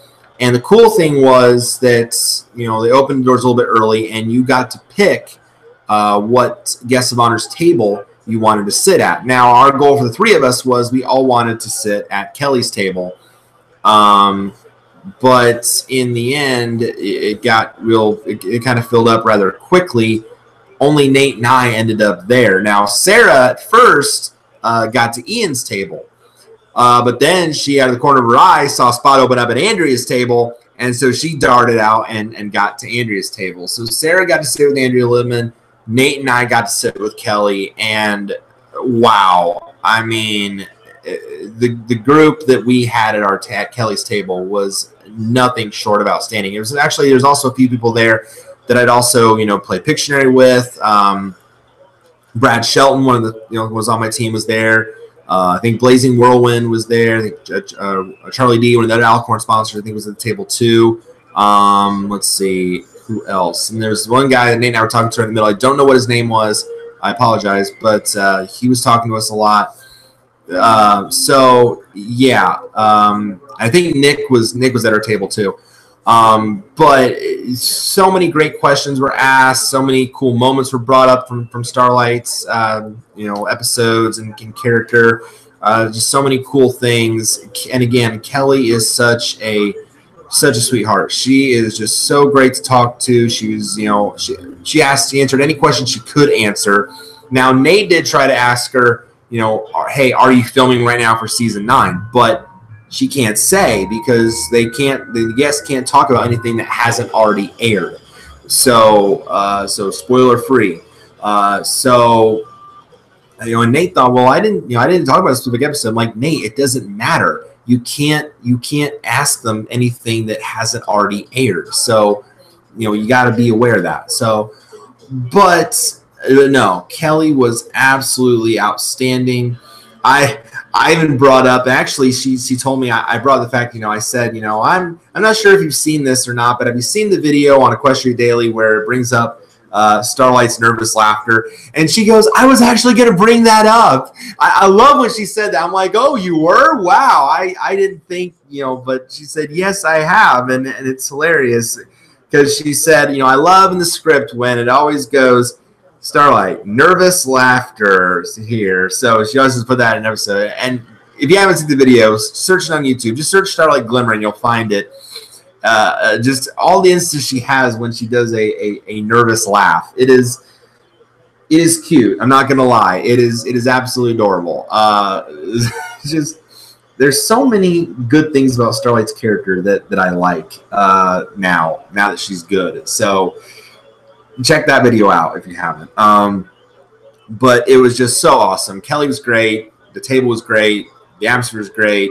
Charlie came in at the end and we toasted to the con. So it was just absolutely outstanding. Fun. Again, I didn't get a chance to go to the baseball again because I was at that point I was worn from the day. The last thing I did that night was I did go to Silver Cool's panel. I did go to Doubt 211. I wanted for sure to go to Silver's panel. I missed the cocktail hour because that with my sponsorship, I did get a ticket to the cocktail hour, but I didn't get. I didn't really get the chance to go because Silver's panel ran into it. But Silver's panel was absolutely awesome. Loved it. I came in right when it was getting started, and we were just looking back at all these moments. It's about basically like pushing the envelope, being funny, using humor in your criticisms, and things, being in a review, being a reviewer, but not crossing the line, not going too far where you don't want to alienate your audience. You don't want to say anything the wrong thing or do anything like that. You just want to just enough. So that was so cool. Silver is a great guy. He's a great part of the community. I love his work. I love his humor. He's absolutely outstanding. He inspires me. And I told him after the panel, and he was very appreciative of that. So Silver Quill, you keep being you. You keep doing your outstanding work. I will always be a fan, and it was very much a pleasure to see your panel and to finally meet you. That was very, very cool. So yeah, but after that, we were pretty much burned out by the end of the night. So at that point, we went back to the hotel. We finally got a decent amount of sleep. We went to bed at a decent hour, so we got plenty of sleep that night. So yeah, it was. So yeah, at that point, we were all just kind of burned out and looking forward to the last day tomorrow or on Sunday. And while the last day is always the most bittersweet, for me, con goes by so fast. It goes fast when you're having fun, when you're enjoying every moment, when you're soaking it up. It goes by quick. But for me, the thing of it is, I tweeted on that Sunday morning. I said, it's bittersweet, but let's enjoy every moment. Let's go out on a high note. Let's go with a bang. Let's end Whinny City 18 strong. And I don't think I could have gone out in any better way. The Sunday will be the day that I remember probably for the rest of my life, because not one but two great things happened.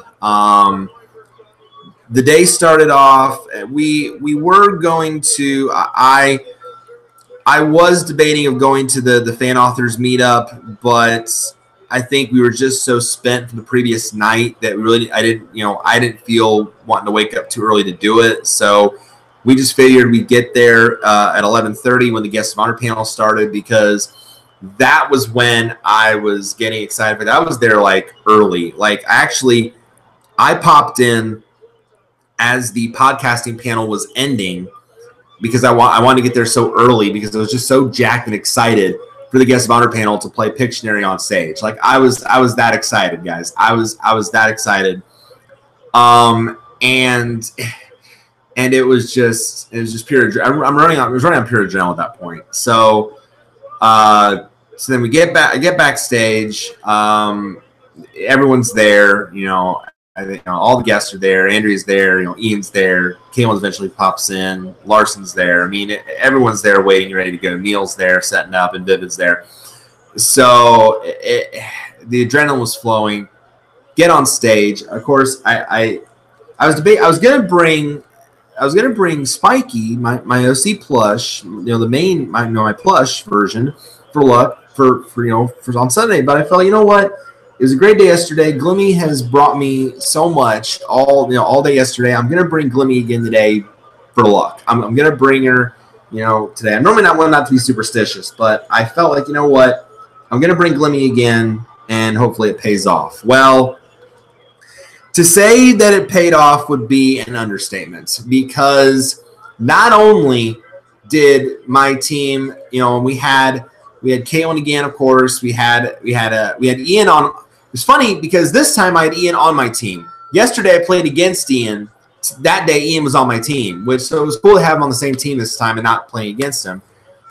We had Kelly on our team, so that was when she was on my team. Like, yes, Kelly's on my team. We had Brenda on our team, so we actually had the comic artist on our team, which gave us a nice advantage. And we had Oh, who else? Well, I think that was there for the guest of honor. We had a couple other sponsors, but yeah, those were the guests we had, because the other team had Ingrid, of course. Andrew was on their team. Michelle, no, not Michelle. Charlie was on their team. Larson was on their team. So the moment that Larson got on their team, I'm thinking to myself, you can hear me in the video saying, "Oh, sweet, revenge is mine." Like I was not going to lose to Larson. If I lost to Larson, I would not have been able to live with myself. So I was not going to lose to M.A. Larson. So yeah, and then the game starts, and it is a back and forth battle, intense back and forth. Then we get out to a pretty healthy lead of I think 9 points, something like that. But then they got a few, so they came back. It was back and forth, intense. I even got one at one point that came early on. I think it was either Kelly's or one of the sponsors that was drawing it, and it was actually it was Hoofwork, one of the mascots, and so I pulled that out of my butt. But then it comes down to the last one, and it's me. No pressure, right? It was tied. So mine is for the win and for bragging rights, and I'm like, oh, okay. So I pick a medium, and actually it comes, I get the card, and I'm like, oh, okay. And I hear me say, okay, that's doable, because the one that I got was Applejack. So I'm thinking in my head, okay, how am I going to do this? Okay, I know how I'll do it. So starts, I draw an apple first. Get the apple out of the way right away. Draw the apple first. But then what I tried to do is I tried to draw a playing card.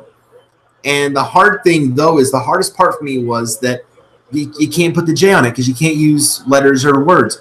So I'm trying to draw this Jack. I'm drawing the card on the outside, then drawing on the inside, trying to draw the character on the inside. And they're maybe somewhat, getting it, but they're not really there. And then actually, I think what did it was I drew the hat on top of the character that I was trying to draw on the playing card. And then finally, I forget, I don't know who said it, but finally someone said it. And I can put myself jumping up on stage screaming yes on an endless GIF loop. I was ecstatic in that moment that they got it for the win. We won. I was ecstatic. I honestly thought in that moment, nothing could top that moment.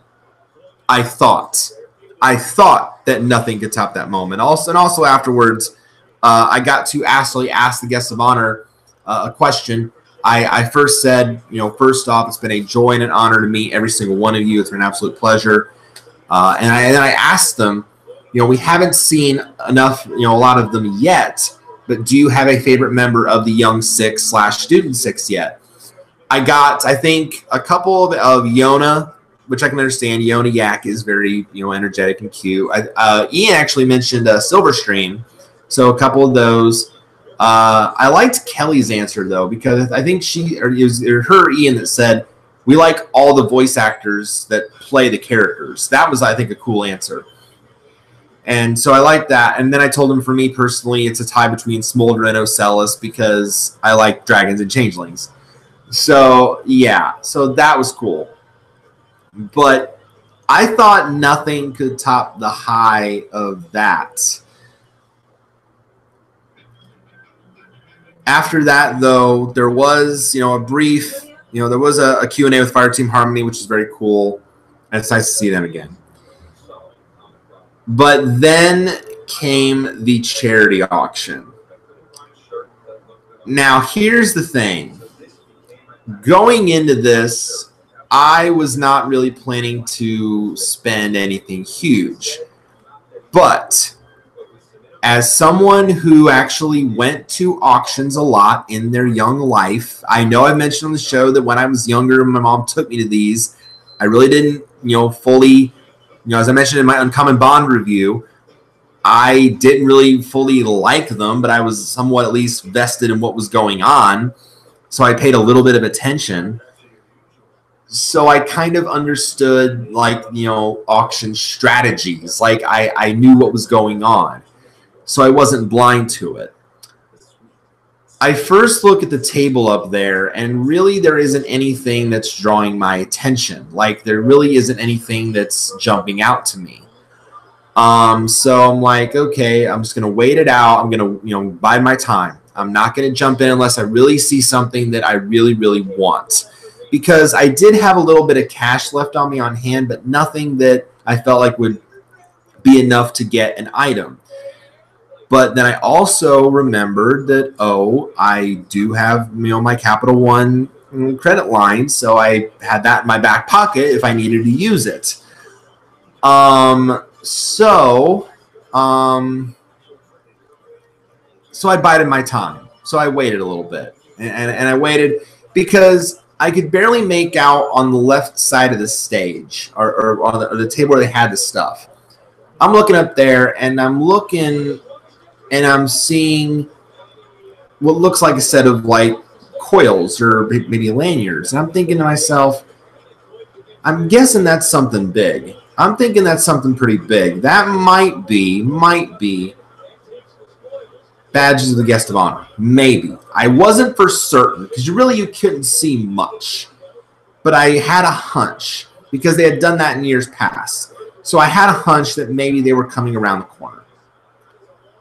Sure enough, after Nate and Sarah won a couple items, like for about, Nate, I think, won 3 things for like 400 plus all told. They hold them in their hand, and sure enough, it's a set of the guest of honor badges. And I knew that this was my time to get in on it. Now, I knew that the bid was going to start high right away. Now, I thought at first, my thing was, okay, I'll get in at maybe like $500, and then we'll see where it goes from there. But quickly, a bidding war emerged. So I got the sense that, okay, this is not going to be easy. Starting bid right away was $300. I'm like, whoa, okay, this is going to get real. And then it quickly went up to $350, $400, $450, $500, $525. I'm thinking, okay, if I don't do this now, I'm not going to get the chance. Because now it's Vivid. Actually, Vivid Syntax actually in on this bid. So it's Vivid, a guy who I highly respect, and one other guy that are in on this. And Saber Spark, who had the gavel, who's running the auction, going once. Or Charlie, I think, said it. Or Charlie or Saber said going once. And it almost said twice. And I go, 600! I jump out of my chair, holding Starlight. I am getting in on this now. Now it's on. And then it just becomes a showdown. Goes up to 650. I go 700. Other guy goes 725. I go 750. Vivid then goes like, I think then the big guy that I think maybe the guy next to me went 800. Vivid then goes, and I'm looking at Vivid before he's been like, come on, let me have this. Let me have this. I really want this. I'm determined. I'm going to stay here. Let me have this. Because the big guy's kind of maybe backing out at this point. Vivid, though, goes 850. I got to drop the hammer at this point. At this, if I'm going to show how determined I am to get these, it's now or never. I then throw out 1,000. Smoke machine goes off. Crowd is stunned. I'm sure Nate and Sarah were stunned. I couldn't see their faces. Vivid does like one of these where he's just utterly shocked. I don't know if he's shocked at the fact that I bid so much or that I screamed at him, which I did later apologize to him for when I actually saw him at Lou Malnati's. How embarrassing. But I wanted him. I wanted him bad.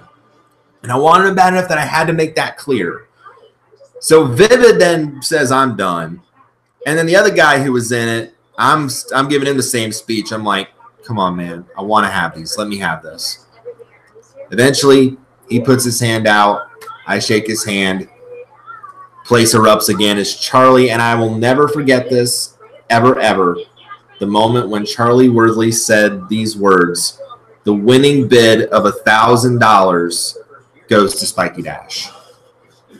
I will never forget that moment. So, here they are, all 7 of the Guest of Honor badges. Of course, I'd put Kelly's in front. They are all autographed. And I love how Kelly on hers actually put an equal sign right below her name. That was awesome. Here's Caitlin's. Thank you, Caitlin, for an outstanding weekend. Here's Ian. Ian, I hope and Caitlin and Ian, I hope your first convention was what you expected, and the love and support that you all got, I hope you treasure. Thank you, Ian. Andrea's so amazing all weekend. Ingrid, you rock, literally and figuratively. And her statement says, rock on. Love it. Brenda Hickey. Yeah. Here's Larson's. So, yeah. I am going to treasure these for the rest of my life. And before anybody else asks, because I had 2 people ask me at con, no, I will not be selling the badges individually. No, I will not be selling them, period. I am keeping them. That's why I won them. I am holding on to them. I'm not even considered parting ways with any of them.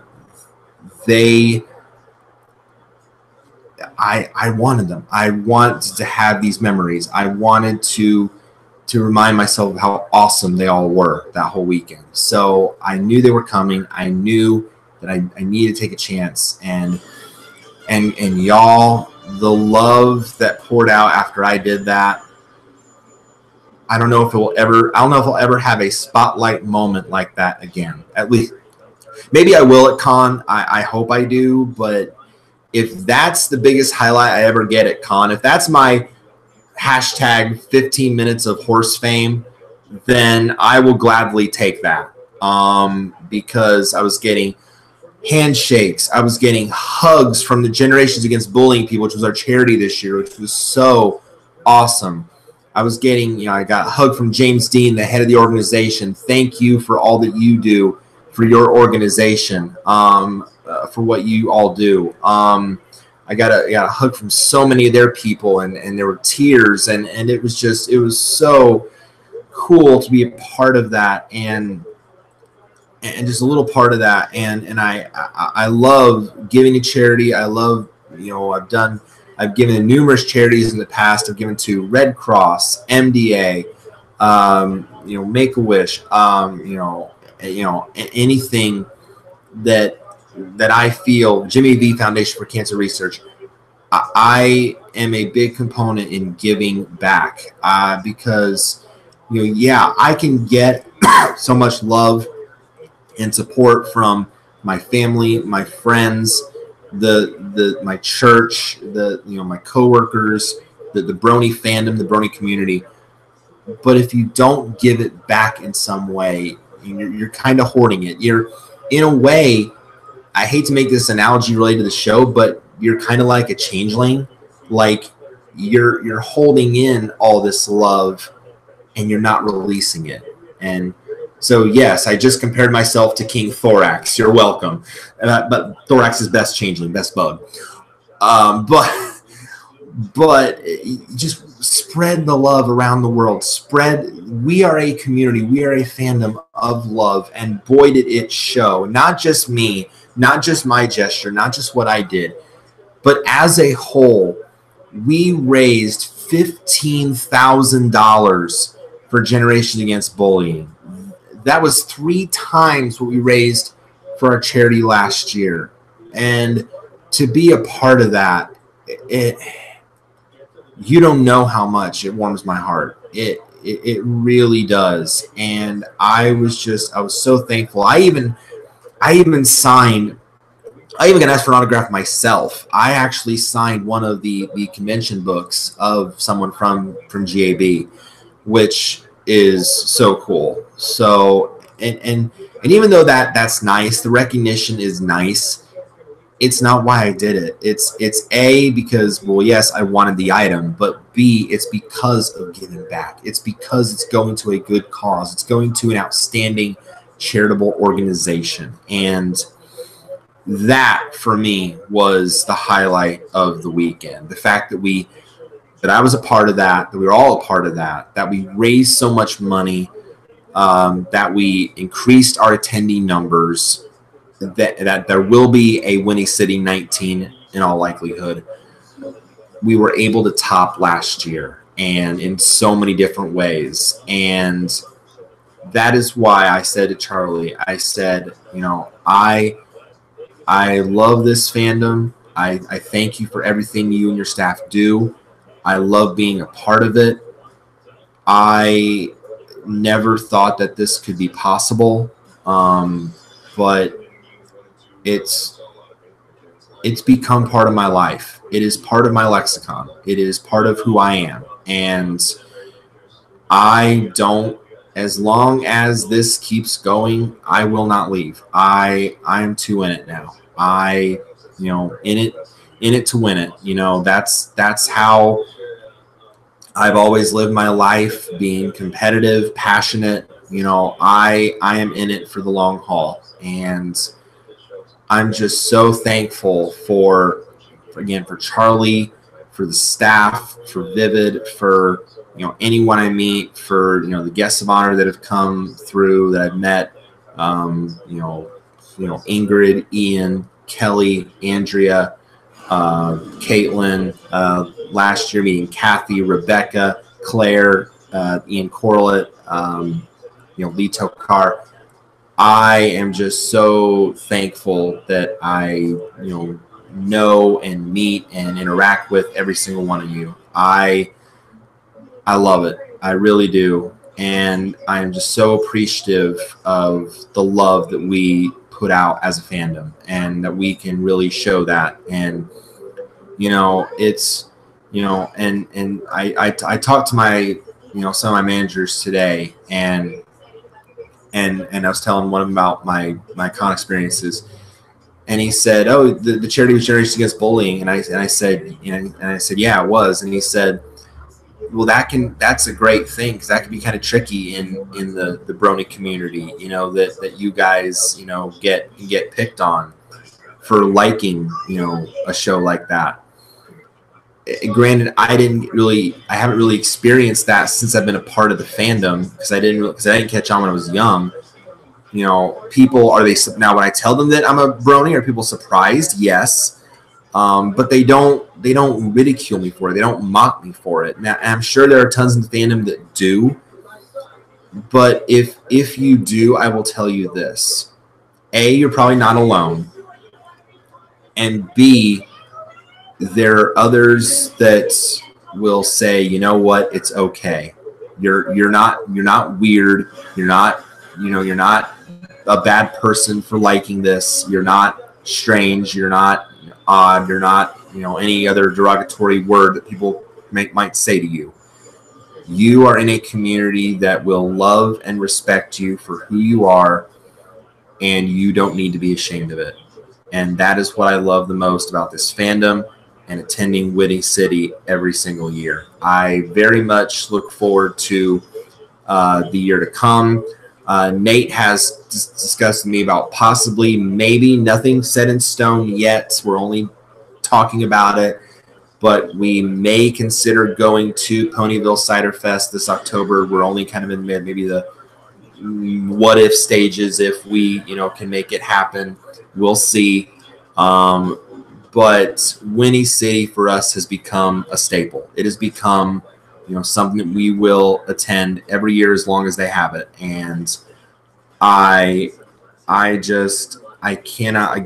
cannot thank everyone enough. This con, this fandom, this show has inspired me in ways, again, that I never could have imagined or dreamed of. And speaking of dreams, and I'll end with that. But again, I just want to say thank you to everyone, to every pony, to every person, to everyone. Thank you for making Whinny City 18 a truly memorable experience again. Not only, I never thought it'd be better than my first experience last year, but it really was. Being a sponsor is awesome, guys. I'm just gonna say it is truly outstanding, and it is so enjoyable and fun. And who knows, you could be a part of something pretty big, and that's what I feel. To close, I want to share with you guys actually what has inspired my next story idea. I will share with you, because I posted this. If you guys follow me on Twitter, you guys know, if you guys read my tweets, you guys know all about this. I posted the entire thing to Twitter. I had a very vivid dream late on while I slept Saturday night into Sunday morning. Yeah, I had a very, and the vivid dreams are the ones that I really remember.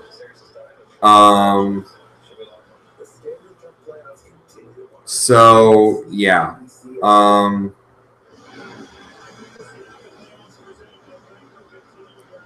Oh, by the way, I also got a shout out from Bill Newton. That was also very cool. I wish he would have been at Com, but that was also very cool.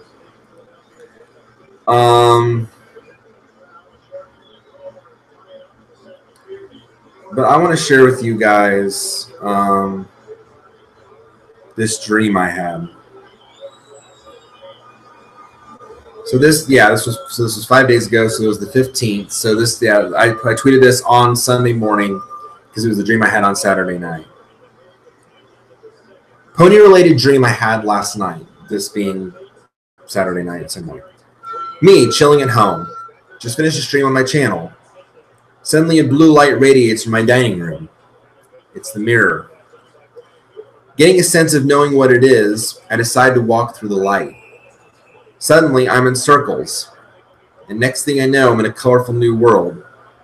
Based on the scenery, I know where I'm at. I'm in Ponyville. First two ponies I see are Starlight Glimmer and Lyra, my two favorites. Now I know this can't be coincidence. Starlight smiles and first holds up a mini mirror. I've transformed into my OC. She says, "This might seem odd, but we've been watching you from afar and wanted to meet you." All I can do is shake my head and say, "Wow, that's amazing." Lyra, of course, bombards me with questions about the human world, but Starlight eventually settles her down and we head toward the city. The three of us spend the entire day together, and I answer any question I can. After an exciting day of fun, conversation, and meeting several creatures, Celestia sets the sun and Luna rises the moon.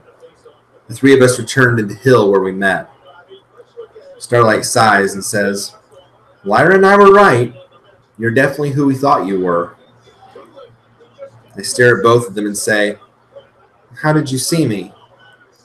Lyra says, "Someone who truly understands our world and wants to spread that love to yours." I smile and nod.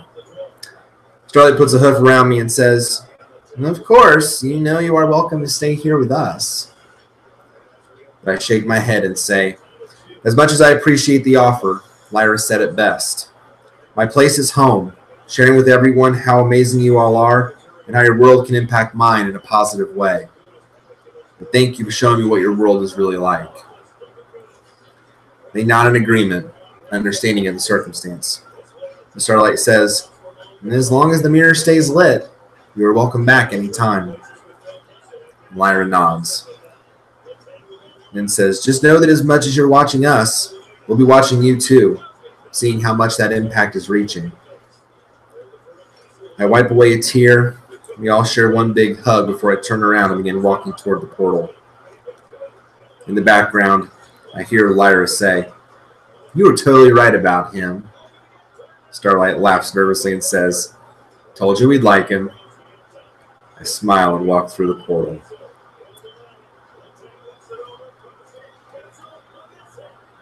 That will inspire my next fic that I write. I thank you all for watching this video. There will be an episode 18 probably to come here in about a couple weeks. I'm just overwhelmed by the love, the support, the appreciation of the Brony community and this fandom. I love Whinny City. I love being a part of it. And I cannot wait already, whether I go to Cider Fest or not, I cannot wait for what WCPC 19 has in store next year. Increased our attendees by 200 plus, raised $15,000 for charity, and just had an awesome, awesome weekend. Thank you all so much. God bless every single one of you. Have an awesome night. I'm Spiky Dash, signing off. Good night.